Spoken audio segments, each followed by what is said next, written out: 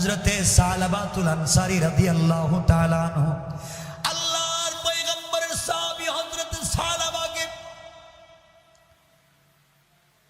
শয়তান ধোঁকা দিতে লাগলো আর বলল, সালাবারি, তোমার কাছে তোমার বন্ধু সাঈদ তার বাড়ি, তার সম্পত্তি, তার টাকা পয়সা, তার বাচ্চা, তার স্ত্রীকে তোমার কাছে আমানত রেখে গেছে। সবগুলাকে দেখে রাখবার জন্যে ও সালাবাতুল আনসারী, তুমি কি আজকে পর্যন্ত সাঈদের স্ত্রীকে দেখেছ? সাঈদের স্ত্রী বিশ্ব সুন্দরী একটা মেয়ে, এই মদিনার সবথেকে সুন্দরী একটা মহিলা। তুমি ঘরের ভিতরে যাও, আজ পর্যন্ত একদিন তুমি সাঈদের স্ত্রীকে দেখলা না। তোমার মনের ভিতরে কি যৌবনের চাহিদা নাই? তোমার ভিতরে কি খাহেশ মেটাবার ইচ্ছা নাই? সাঈদের স্ত্রীকে একা পাওয়ার পরে কি তুমি তার দিকে তাকাও না? সাঈদ তো রাসূলের সঙ্গে যুদ্ধে আছে, সে তো তোমাকে দেখতেছে না। এই সুযোগ তো জীবনে হাতছাড়া করা যায় না। শয়তান ধোঁকা দিতে পারে কিনা? কথা বলেন। সালাবাতুল আনসারীকে ধোঁকা দিতে লাগলো। এইভাবে ধোঁকা দিতে দিতে সালাবাতুল আনসারী রাদিয়াল্লাহু তাআলা আনহুর মাথায় যখন শয়তান কুমন্ত্রণা দিল, তিনি একদিন হযরতে সাঈদ রাদিয়াল্লাহু তাআলা আনহুর ঘরের ভিতরে ঢুকলেন। ঘরের ভিতরে ঢুকে সাঈদের স্ত্রীকে ডাক দিলেন। সাঈদ রাদিয়াল্লাহু তাআলা আনহুর স্ত্রীর সামনে হাজির হলেন। তিনি তার বন্ধু, তার ভাই, ভাইয়ের স্ত্রীর হাত ধরলেন, আর কিছু করেন নাই, শুধু হাত ধরলেন। শুধুমাত্র কুমন্ত্রণায় পড়ে এমন সময় সাঈদের স্ত্রী বলতে লাগলেন, ও সালাবাতুল আনসারী, আমি তোমার ভাইয়ের রেখে যাওয়া আমানত। তোমার ভিতরে কি জাহান্নামের ভয় নাই? তোমার ভিতরে কি কবরের আযাবের ভয় নাই? তোমার ভিতরে কি আল্লাহর সামনে দাঁড়াবার ভয় নাই? তুমি যে আমার হাত ধরেছ, তোমার কাছে সবকিছু আমার স্বামী আমানত রেখে গেল, তুমি কি আমানতের খেয়ানত করবা? আল্লাহর পয়গম্বর বুখারীর সহিহ হাদিসে বলেছেন, লা ঈমানা লিমান লা আমানাতা লা ওয়ালা দীনা লিমান লা আহদা লা। যে আমানত রক্ষা করতে পারে না তার কোনো ঈমান নাই। যে ওয়াদা দিয়া ওয়াদা রক্ষা করতে পারে না তার কোনো ধর্ম নাই। ও ভাই, তুমি আমার স্বামীর সঙ্গে ওয়াদা দিয়েছ আমানত রক্ষা করবা। তুমি যদি আমানত রক্ষা না করো, ওয়াদা ঠিক মতো পালন না করো, তোমার ঈমান থাকবে না, তোমার কোনো ধর্ম থাকবে না। বাইরে তোমার ভিতরে কি অনুশোচনা আসে না? তুমি কেমনে নিজেকে জাহান্নামের আগুন থেকে বাঁচাবা? কবরের ভিতরে 70টা সাপ তোমাকে দংশন করবে, কেমনে বাঁচাবা? কবরের ভিতরে তোমাকে ফেরেশতারা পিটাবে, কেমনে বাঁচাবা? বাইরে তোমার ভিতরে কি জাহান্নামের ভয় নাই? তুমি কেন অন্যায় পথে হাঁটো? এই কথাগুলো বলেছেন, বলতে দেরি হয়েছে। হযরতে সালাবা সাঈদের স্ত্রীর হাত ছেড়ে দিলেন, ঘর থেকে পাগলের মতো বের হয়ে গেলেন। আর রাস্তায় গিয়া পাগলের মতো কান্না করে আর বলে, আল্লাহ, আমার নাম গুনাহগার, তোমার নাম তো আজিজুল গফফার। আমি কেমনে আমার ভাইয়ের রেখে যাওয়া আমানত কেন হাত দিলাম? কেন আমি তার স্ত্রীর হাতের সঙ্গে হাতটা লাগালাম? কিয়ামতের দিন কেমনে জাহান্নামের আগুন থেকে নিজেকে বাঁচাবো? কেমনে আমি কবরের আযাব থেকে নিজেকে বাঁচাবো? এই জন্য এইভাবে কান্না করতে করতে অনেক দূরে, মদিনা থেকে দূরের দিকে দৌড়ায়।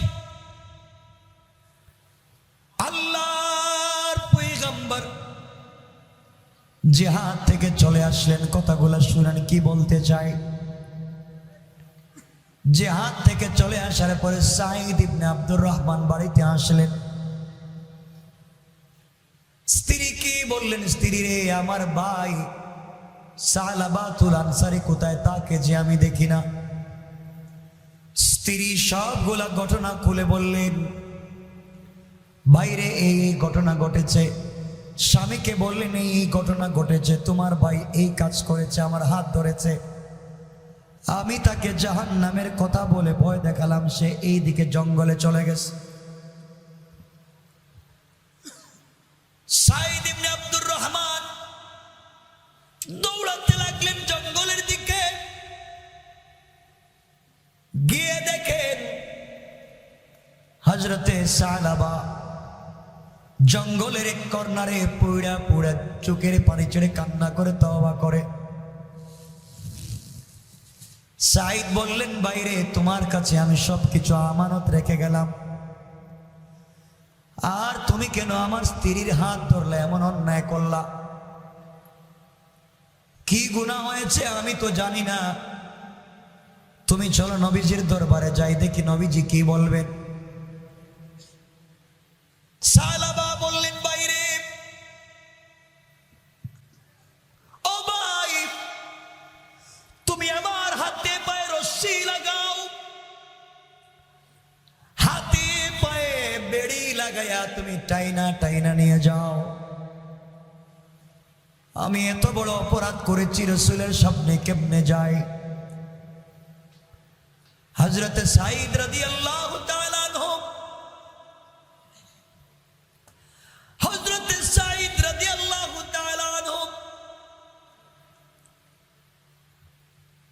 সালাবাকে নিয়ে গেলেন হযরতে আবু বকরের দরবারে।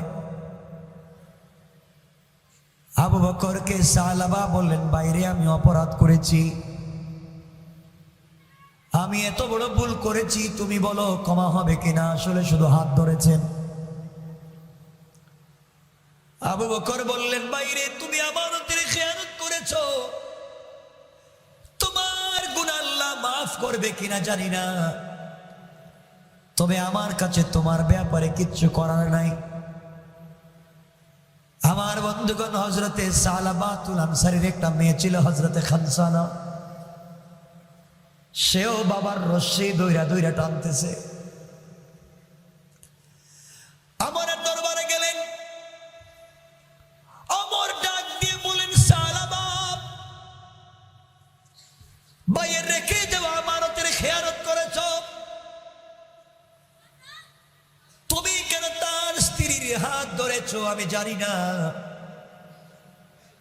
আল্লাহ তোমাকে ক্ষমা করবে কিনা জানি না, তবে আমার বাড়ি থেকে যাও। হযরতে সালাবা বললেন, সাঈদ রে, তুমি আমাকে নিয়ে চলো বিশ্ব নবীর দরবারে। ইচ্ছা ছিল নবীজির বাড়িতে না গিয়া সাহাবীদের মাধ্যমে যদি সমস্যার সমাধান করে যায় বেঁচে যাব। কেমনে চেহারা নবীজির সামনে গিয়ে আমি দেখাই। হযরতে সালাবাকে বিশ্ব নবীর দরবারে হাজির করা হলো। আমার নবী সব কথা শুনে বললেন, সালাবা, তোমাদের দুজনকে আমি বাই বাই বানাইয়া দিয়েছিলাম, বন্ধুত্ব তো আমি লাগাইয়া দিয়েছিলাম, তোমাকে বড় আমানতদার মনে করেছিলাম, তুমি কেন সাঈদের স্ত্রীর হাত ধরলে? চিন্তা করেন, শুধুমাত্র হাত ধরেছে, নিজেকে কত বড় অনুশোচনায় ভোগাচ্ছে, কি গুনাহ করে ফেলেছে। আর তুমি আমি জাহান্নামের কত কাজ করে এখন পর্যন্ত তওবা করি না। কেমনে আল্লাহর জমিনে হাঁটো, কেমনে গুনাহ করে আল্লাহর জমিনে ধম্ব ভরে হাঁটো, কি জবাব দিব মরার পরে? কবরে গিয়ে আল্লাহর সামনে কি বলে জবাব দিবা? আল্লাহর নবী বললেন, সালাবারে আমার বাড়ি থেকে বের হয়ে যাও, আমিও জানি না তোমার ব্যাপারে আল্লাহ কোন ফয়সালা দিবেন, আমি জানি না, তুমি কেন আমানতের খেয়ানত করলে? শুধুমাত্র হাত ধরলেন, এটা এত বড় অপরাধ হয়ে গেল। রাস্তায় যাওয়ার পরে হযরতে সালামার মেয়ে হযরতে খানসানা রশি ছেড়ে দিয়ে বলছে, বাবা ঘুরে ঘুরে দেখেছি তোমার উপরে সাহাবায়ে কেরাম সন্তুষ্ট, তোমার উপরে আবু বকর সন্তুষ্ট, তোমার উপরে ওমর সন্তুষ্ট, এমনকি ঘুরে ঘুরে দেখলাম বিশ্ব নবী সন্তুষ্ট। তিনিও তোমার ব্যাপারে কোনো কথা বলতে চাইলেন না। বুঝতে পেরেছি তুমি যে অন্যায় করেছো, বেগানা নারীর হাত ধরেছো, অন্য একজন নারীর হাত ধরেছো, আল্লাহ নির্ঘাত অসন্তুষ্ট। নাচে নবীজি এত রাগ করতেন না, বাবা আমিও তোমাকে ছেড়ে দিলাম, তোমাকে ছেড়ে দিলাম, যতদিন পর্যন্ত তোমার উপরে আল্লাহ, সাহাবী আর রাসূল খুশি না হবেন ততদিন পর্যন্ত তোমাকে আমি বাবা বলে স্বীকার করব না। নাউজুবিল্লাহ। চিন্তা করতেছেন ভুল করেছেন কি? কথা বলেন, ভুল করেছেন কি? হাত ধরেছেন, শুধু একজন বেগানা নারীর হাত ধরেছে, এটাই তো অপরাধ না, আর কিছু? কথা বলেন না কেন? আপনাদের কষ্ট হচ্ছে ভাই? আমি রেখে দিব, 12টা হয়ে যাচ্ছে, 12টা হচ্ছে আর আপনাদের কষ্ট হইতেছে দেখতেছি। আবার মুসলমান বন্ধুগণ গভীর মনোযোগ, খানসানা ডাক দিয়ে বলছে, আব্বাজান আপনাকে আমি ছেড়ে দিলাম, কেউ আপনার উপরে খুশি না, জিন্দেগিতে আপনাকে বাবা বলে স্বীকার করব না। তুমি কেন অন্য নারীর হাতটাকে তুমি ধরলা, এটাই অপরাধ।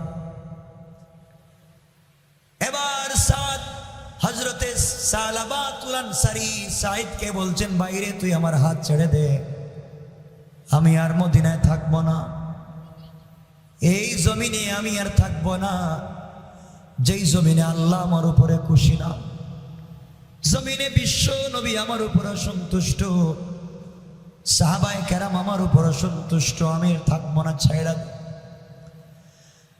হযরতে সালাবাতুল আনসারীকে ছেড়ে দেওয়া হলো। মদিনা থেকে অনেক দূরে চলে গেলেন, বিশাল বড় মদিনার দূরে একটা পাহাড়ের উপরে উঠে গেলেন।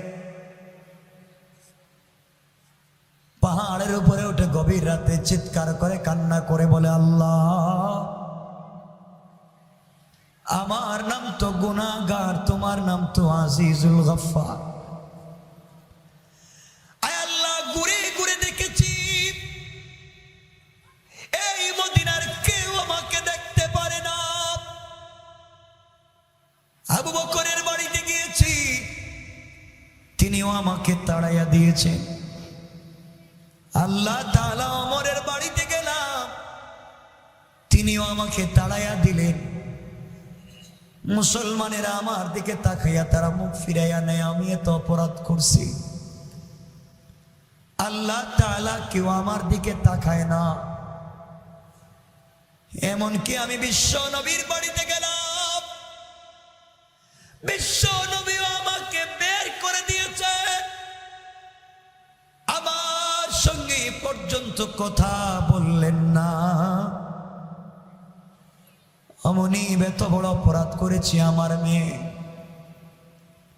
আমাকে বাবা বলে স্বীকার করতে চায় না। দুনিয়ার জমিনের চাইতে লাঞ্ছনার কিছু হতে পারে না। আল্লাহ তাআলা রাত্র গভীর হয়ে গিয়েছে, অমনি মদিনার সবগুলা মানুষ ঘুমিয়ে গিয়েছে। কত বাচ্চা মায়ের কোলের ভিতরে ঘুমায়, কত সন্তান বাবার গলা জড়াইয়া ঘুমায়। আল্লাহ তাআলা ভাই তার ভাইয়ের গলা জড়াইয়া ঘুমায়, বোন তার বোনের গলা জড়াইয়া ঘুমায়, স্বামী তার স্ত্রীর গলা জড়াইয়া ঘুমায়। আল্লাহ তাআলা জমিনের পশু পাখি গোলাপ বাসায় ঘুমায়। গোটা দুনিয়া নিস্তব্ধ, পিন পতন, নীরবতা। আল্লাহ তোমার এক গুনাহগার গোলাম সাদ সালাবাতুল আনসারী ঘুমায় না, গুনাহ করেছে সালাবা ঘুমায় না। আয় আল্লাহ তাআলা কথা দিলাম তুমি যদি আমাকে মাফ না করো আমি কিন্তু পৃথিবীর কোনো খাবার খাবো না। আল্লাহ তুমি যদি আমাকে মাফ না করো আমি সিজদা থেকে মাথা উঠাবো না। এইভাবে কান্না করে করে সময় কাটায়া দে। তার চোখের পানি পড়তে পড়তে গালে দুইটা দাগ পড়ে গিয়েছে, সিজদা থেকে মাথা উঠায় না। অপরাধ করেছেন, তওবা করেছেন, অন্যায় করে ফেলেছেন, গুনাহ হয়ে গিয়েছে, আল্লাহর দরবারে চোখের পানি ছেড়ে কাঁদতেছে। এইভাবে একদিন দুই দিন না, চলে গেল 40 দিন। আল্লাহর পয়গম্বর আখিরি জামানার নবী জনাবে মুহাম্মদুর রাসূলুল্লাহ সাল্লাল্লাহু আলাইহি ওয়াসাল্লাম ফজরের নামাজ পড়ে বসে আছেন। এমন সময় জিবরিল আমিন এসে হাজির হয়ে গেলেন। জিবরাইল এসে বললেন, ইয়া রাসূলুল্লাহ, ইয়া হাবিবাল্লাহ, আপনার কাছে জানতে চাই, আপনি বলেন তো দেখি এই দুনিয়া আপনি সৃষ্টি করেছেন না আল্লাহ? আল্লাহর পয়গম্বর বললেন, জিবরাইল, এই দুনিয়া তো সৃষ্টি করেছেন আল্লাহ। আবার জিবরাইল বললেন, পয়গম্বরে আরবি, আপনি বলেন কোন মানুষ যদি গুনাহ করে মাফ করবেন আপনি না আল্লাহ? আল্লাহর পয়গম্বর বললেন, জিবরাইল, কেউ যদি গুনাহ করে মাফ তো করবেন একমাত্র আল্লাহ, পৃথিবীর কেউ মাফ করার ক্ষমতা নাই। পয়গম্বরে আরবি, তাহলে জবাব দেন। কিছুদিন আগে সালাবাতুল আনসারী নামে একটা যুবক সাঈদের স্ত্রীর হাত ধরেছে, এই জন্য কত তওবা করেছে, আপনারা বের করে দিলেন, কেউ জায়গা দিলেন না। আল্লাহ রাব্বুল ইজ্জত ওয়াল জালাল বলেছে যে যত বড় অপরাধী হোক আর গুনাহগার হোক, দুনিয়ার সকল মানুষ তাদের দরওয়াজা বন্ধ করে দিতে পারে, কিন্তু আল্লাহ রাব্বুল ইজ্জত ওয়াল জালাল গুনাহগারদের জন্য তার রহমতের দরওয়াজা বন্ধ করতে পারে না। আগে পয়গম্বরে আরবি সালাবাতুল আনসারী এত বেশি করে তওবা করেছে, আল্লাহ রাব্বুল ইজ্জত ওয়াল জালাল তার তওবাকে কবুল আর মঞ্জুর করে তার জিন্দেগির গুনাহকে মাফ করে দিয়েছে। শুধু তাই না, এত বড় তওবা করেছে সালাবাতুল আনসারী, তার তওবাকে লিস্টেড রেজিস্ট্রিকৃত 70 জন মদিনার জাহান্নামীদের মধ্যে যদি বন্টন করে দেয়া হয়, আল্লাহ রাব্বুল ইজ্জত ওয়াল জালাল আরো 70 জন জাহান্নামীকে মাফ করে দিবেন। কোন সুবহানাল্লাহ। আবার নবীজি বললেন, কে আছো এখানে? দাঁড়াও, আমার সালাবাতুল আনসারী কোথায় আছে? কেউ কি নিয়ে আমার কাছে আসতে পারবা? আমার বন্ধুগণ, রাত্র ছিল তখন গভীর। হযরতে আবু বকর বললেন, ইয়া রাসূলুল্লাহ, আমি যাব। আমার বললেন, সাহাবা আমার বাড়িতে আসছিল, আমিও যাব। সালমান ফার্সি বললেন, পয়গম্বরে আরবি, আমি বৃদ্ধ সাহাবী, আমার কথা হয়তো সাহাবা শুনবে, আমাকে দেন। 3 জন মিলে চললেন গভীর রাত্রে, 3 জন মিলে চললেন সালাবাতুল আনসারীর খুঁজে। খুঁজতে খুঁজতে অনেক দূরে পৌঁছে গেলেন। গভীর রাত্রে মদিনার সীমান্ত এলাকায় যাওয়ার পরে কিছু লোককে দেখতে পেলেন, তারা হাঁটাহাঁটি করে। জিজ্ঞাসা করলেন, বাইরে তোমরা বলো তো দেখি, বলো তো, তোমরা বলো তো দেখি, এলাকায় কোনো লোককে চিনো নাকি? তোমাদের লোকের পরিচয় কি? জাহান্নামের ভয়ে কান্না করে, আল্লাহর আযাবের ভয়ে কান্না করে, এমন কি কোনো যুবককে তোমরা চিনো? সীমান্ত এলাকার মানুষ বলছেন, আপনাদের কেউ চিনি না, আপনাদের লোকটা কেউ চিনি না, কিন্তু একটা কথা বলতে পারি, এই যে পাহাড় দেখতেছেন, এই পাহাড়ে গভীর রাত্রে সারাদিন সারা রাত্রে একটা যুবক কান্দে।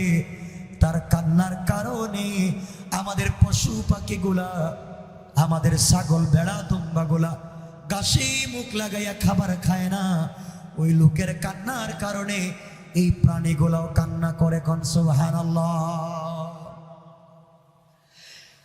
তারা বললেন, বলো তো কোথায় কান্না করে? সবাই দেখায় দিলেন এই যে পাহাড়ের ভিতরে কান্না করে।